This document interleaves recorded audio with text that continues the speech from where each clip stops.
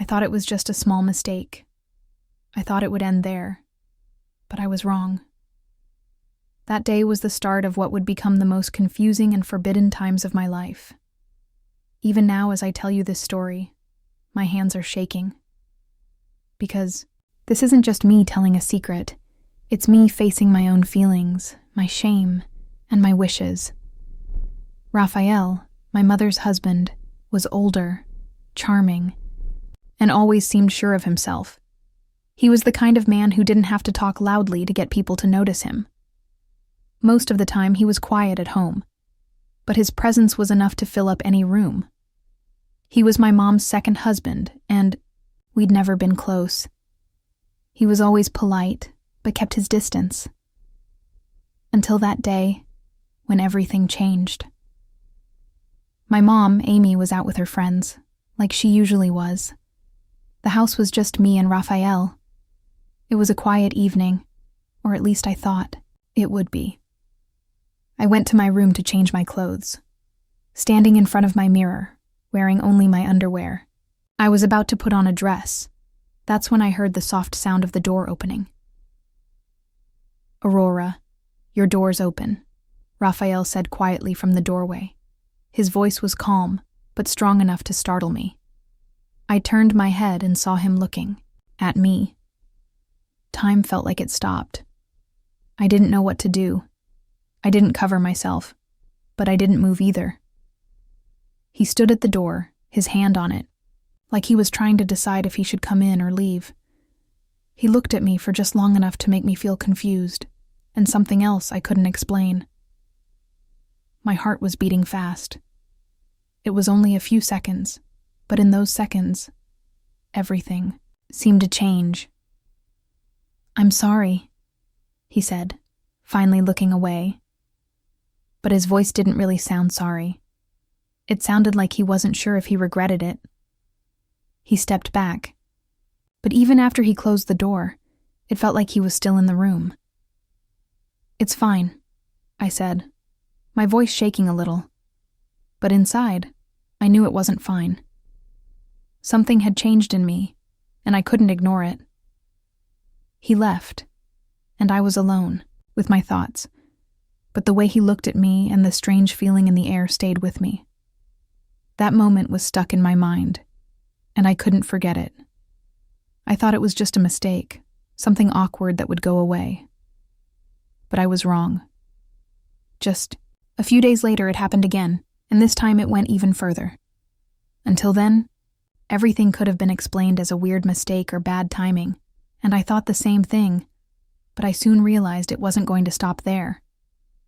That day was just the start, and now I'll tell you everything that happened after that.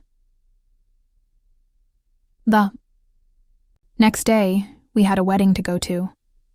One of my mom's closest friends was getting married again.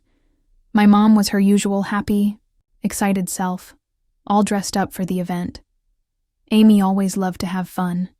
She cared about her friends, but not always about being loyal in a deep way. I, on the other hand, didn't really want to go. But Raphael being at the wedding changed everything. We arrived at the place together, and as everyone moved around us, I kept looking at Raphael more than I should have. Maybe he'd always been this good-looking and charming, and I just hadn't noticed before. With the soft wedding lights shining, he seemed even more confident. His suit fit him perfectly, and every step he took was full of easy charm. Still, I tried to stop thinking about him. "Don't be silly, Aurora," I told myself, but my eyes kept going back to him. A dance song started, playing. My mom and Raphael were in the middle of the dance floor, moving to the music. Amy had her usual carefree smile on her face, but then, while they were dancing, she suddenly turned to me and grinned. "Raphael, ask Aurora to dance." She said she needed to go over to her friends for a bit. Something inside me suddenly woke up, and my heart started beating fast. Raphael waited for a moment, then smiled and reached his hand out to me. His eyes looked calm and confident, like nothing bothered him. "Come on, Aurora," he said in a friendly way. "You'll have to teach me some dance moves." Amy already embarrassed me on the dance floor. He was so relaxed that I couldn't say no. I reached out my hand, feeling nervous, and said with a shaky voice, "Sure." As we walked to the dance floor with everyone watching, I felt even more nervous. When his hand rested on my waist, my breath got quicker. I could smell his cologne and feel the warmth of his touch. It all felt very real. This story is about to change, so if you're interested, make sure to subscribe to my channel and turn on notifications for more. Your support means a lot. Don't forget to like and leave a comment. While we danced, Raphael kept looking into my eyes. "Aurora, I didn't know you were such a good dancer," he said with a warm smile. There was something special in his voice that made me feel something deep inside. "Dancing with you is really nice." I looked away, trying to hide what I was feeling inside. "I'm just doing my best," I said, but my shaky voice gave me away. Raphael's smile got softer. "Don't put yourself down," he said, and I felt his hand hold my waist a little tighter. "This isn't just dancing. We're sharing something. Don't you feel it?" That was when I realized that what was happening between us wasn't just about the dance. My body moved with the music, but my heart and mind were spinning. The people around us, my mom, the noise, everything else disappeared. It was just Raphael and his hands holding me steady. The mix of confusion and wanting him was so strong. During the dance, Raphael spoke quietly but deeply, cutting through my wild thoughts. "I wanted to say sorry for the other day," he said. "I just meant to let you know your door was open. But I guess it was a little disrespectful to your space." I felt a warm feeling inside and my cheeks got red. I looked down, but I wanted to make things less awkward. "It's okay," I said quickly, my voice still shaking a little. "Really, it's no big deal. Those things happen." Raphael paused for a second but kept dancing, his eyes still looking at me. He kept talking, his voice softer now. "If it made you uncomfortable, I want you to know that wasn't what I meant. I just wanted to get your attention." My heart beat even faster. "I wasn't uncomfortable," I said, trying to make him feel better. But at the same time, I was fighting this strange excitement growing inside me. "Really, it's fine." The air between us felt heavy for a moment as we kept dancing. I was very aware of his hand on my waist and the honest look in his eyes, which made me feel something deep inside. But the strong feeling didn't last long, because the music slowly ended and we stopped dancing. "Thank you," Raphael said with a gentle smile. "You're a really great dance partner." I just nodded, my heart still beating fast. "Thank you too," I said softly. Then I quickly went back to my table and sat down. Raphael stayed there for a moment, still looking at me, then finally went to another table. But in that moment, the way he kept looking at me made it clear that whatever was happening between us wasn't over. If anything, it had just started. When Amy came back to the wedding hall, she walked over to us with a big smile. "What a lovely dance," she said, congratulating us. "You both looked amazing out there." Her compliment made me feel even more embarrassed, but I tried to act normal. "It was fun," I said with a small smile. Raphael just nodded politely, with a tiny smile on his lips. Amy kept talking, clapping her hands excitedly. "Guess what? After the wedding, the girls and I are having a bachelorette party, just for girls. Raphael, you'll take Aurora home, right?" Raphael smiled softly. "Of course, that's no problem," he replied in a casual way. At that moment, I realized how unfair Amy was being to Raphael. On a night when she should have been with him, she was leaving him alone. I felt a little uncomfortable about it, but I tried to ignore the feeling. Amy didn't seem to care at all. Having fun with her friends was clearly more important to her. When the wedding ended, Raphael and I walked to the car together. Amy had already left with her friends to go somewhere else. We got into the car, and Raphael quietly started the engine. The silence between us during the drive felt heavy. I stared out the window, trying not to feel like I had to say something. But finally, Raphael spoke up. "Amy, sometimes she has different priorities," he said, his eyes on the road. "But even so, it surprises me how thoughtless she can be sometimes. On nights like these, you'd expect your partner to be with you, wouldn't you?" His voice was calm and thoughtful, but I could hear a bit of disappointment underneath. His words touched something deep inside me. Thinking of someone like Raphael, strong, charming, and always in control. Feeling lonely made me sad. I pulled myself together and answered, though my voice was a little shaky. "Yes, I think at times like these, a little more care is important." Raphael nodded a little. "You're right," he said, still looking at the road. "But I guess every relationship is different." In that moment, I felt a silent connection growing between us. It was like I could understand and even feel his loneliness. At the same time, I was fighting to keep my own feelings hidden. That short talk seemed to bring us closer, quietly but strongly. When we got home, Raphael opened the door and motioned for me to go inside. "Good night," he said. But I could tell from the way he paused that he wasn't ready to leave yet. As I walked to my room, I noticed Raphael still standing by the door. A strange feeling made me stop, and I turned to look at him.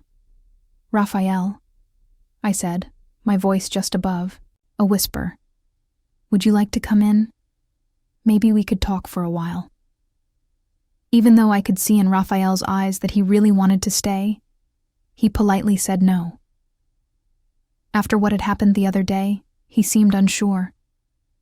I had asked him in to show that I was over it, that it wasn't a big deal anymore. But instead, I found myself going to my room, thinking over and over about Amy's actions and Raphael's words. I could feel his loneliness, and it affected me more than I wanted to admit. Sitting on the edge of my bed, I tried to calm down, but my thoughts wouldn't stop. Why was I thinking about him so much? Why couldn't I stop replaying the day he accidentally walked into my room? The hours went by slowly, and the house got quieter. Amy still hadn't come home, and I had no idea what Raphael was doing. As I struggled with my thoughts, I suddenly heard my door open, and I froze. I looked up and saw Raphael standing in the doorway. His eyes looked determined, but his face showed he was unsure. I quickly stood up. "Raphael," I said, not hiding my surprise. "What are you doing here?" He closed the door behind him but didn't come any closer. He just stood there, like he was arguing with himself. "Aurora?" he started, his voice low and full of emotion. "You're right. Amy isn't fair to me, but tonight, I don't care about what Amy is doing or not doing." He took a step closer, looking straight at me. "For a while now, I've felt something for you," he admitted, his voice steady but a little unsure. "Especially after that day I walked into your room by accident. I can't get it out of my head. It felt like all the air had left the room. I couldn't talk or even think." Raphael kept going, like he needed to say everything, no matter what might happen. Maybe I'll regret saying this. Maybe I'm making a big mistake, but I can't keep this inside anymore. "Aurora, I think about you all the time." He stopped, looking at my face to see how I would react. I knew he could see the shock in my eyes. He took another step closer, and his voice got softer. "You understand me, Aurora. Maybe you don't realize it, but you really see me. That's something Amy has never been able to do." My heart was beating so hard I thought it might burst. The weight of the moment was almost too much. I wanted to say something, but I couldn't find any words. The silence between us was heavy, filled with feelings we were both too scared to admit. Raphael finally looked away, his eyes dropping to the floor. He let out a deep sigh and swallowed hard. "I'm sorry, Aurora," he said, his voice quiet and almost weak. "I shouldn't have said any of this. I should go." He turned and started walking toward the door. His steps were slow and heavy, like each one was difficult. When he reached for the doorknob, I noticed his shoulders rise and fall as he took a deep breath. That's when something changed inside me. All my fear and confusion disappeared, replaced by a boldness I didn't know I had. I couldn't let him leave. "Raphael," I called out, my voice just a whisper, but strong enough to fill the room. He stopped and slowly turned back to me, his eyes meeting mine. They were full of mixed feelings, regret, and longing fighting inside him. For a moment, neither of us moved. Then, with shaking hands, I slid the straps of my dress off my shoulders and let it fall to the floor. The dim light in the room made my bare shoulders stand out, and I felt the cool air on my skin. I could feel Raphael's eyes on me, strong and steady. I knew he was watching, every move, and I couldn't look away. "I haven't forgotten either, Raphael," I said, my voice shaking, even though I felt determined inside. "That day, the moment you walked into my room, everything changed. Since then, I've been trying to hide these feelings, but I can't. Because I like you too. Maybe I have for a long time." As I said the words, my heart pounded so hard I thought it might break out of my chest. Raphael stayed quiet for a moment, his eyes searching mine, like he was trying to understand what I just said. But in his eyes I could see the same pull, the same strong connection. "I'd been feeling tonight," I said, taking a deep breath to steady myself. "I don't want to fight these feelings anymore. I don't know if it's right or wrong. But this is how I feel, Raphael." He stepped closer, his hands gently touching my face. His touch was soft and careful, like he didn't want to break the moment. When our eyes met, it felt like all the space between us disappeared. Slowly, he leaned down and kissed me. That first kiss let out every feeling and want. We'd both been holding back for so long. Raphael's touch and his kisses became stronger and stronger with each second. The idea of stopping or pulling away never even crossed my mind. I was completely lost in the moment. Slowly, I stepped backward until I felt the edge of the bed behind my legs, and I let myself fall onto it. I watched as Raphael's hands moved to the buttons of his shirt, carefully undoing them one at a time. Every move was slow, like he wanted to make this moment last. When he finally took off his shirt, his confident and strong presence seemed to fill the whole room. He took another step toward me, never looking away from my eyes. After putting his clothes neatly at the edge of the bed, he leaned down, closer and closer, until there was nothing left between us but the energy in the air. The air was filled only with passion and wanting. Time seemed to stop. There was only that moment. Only us. He leaned over me, and we came together, giving ourselves to each other, completely. It was very emotional. I felt something big and warm inside me. This was different from anything I had ever felt before. When I looked at Raphael, I could see his broad shoulders and his strong, muscular body. I closed my eyes and raised my hands in the air, pressing them hard against the pillow, trying to move with Raphael's body. At that moment, my body tightened up strongly. Raphael looked at me and said, "You're very special. I've always known that. Now I understand it even better." He was out of breath. "So are you, Raphael," I said, and I felt warm inside. Everything felt like a dream. As soon as Raphael lay down beside me, I rested my head on his chest. While I lay against his strong chest, I could hear the steady beat of his heart. Feeling how real this moment was gave me both peace and a new kind of worry inside. My fingers gently drew shapes on his chest as I tried to find the courage to break the silence. You didn't come into my room by accident this time, Raphael, I said, my voice quiet but full of meaning. I lifted my head to look into his eyes, my words making him face the truth and also showing the confusion I felt inside. Raphael gave a small smile, but I could see he was thinking deeply. No, Aurora, he said. Nothing about this was an accident. But I had to tell you how I feel, no matter how hard it is. I looked down at his chest again, my fingers moving more slowly. Taking a deep breath, I spoke again. You're such a special and very attractive man, Raphael, I said softly. But what happens after this? How do we go on? My mom, people? Raphael tilted his head a bit, pulling me closer as he ran his fingers through my hair. His voice was calm but full of feeling. I don't know, Aurora. The only thing I do know is that right now everything feels real. You being close to me, I can't deny it. His words made the storm inside me stronger, but at the same time, his honesty comforted me. I closed my eyes, focusing on the warmth of being with him, even as the future felt uncertain for both of us. In that moment, all we could do was hold each other and feel. If you've made it this far, I know my story has touched you deeply. There's so much more to share, and you won't want to miss any of it.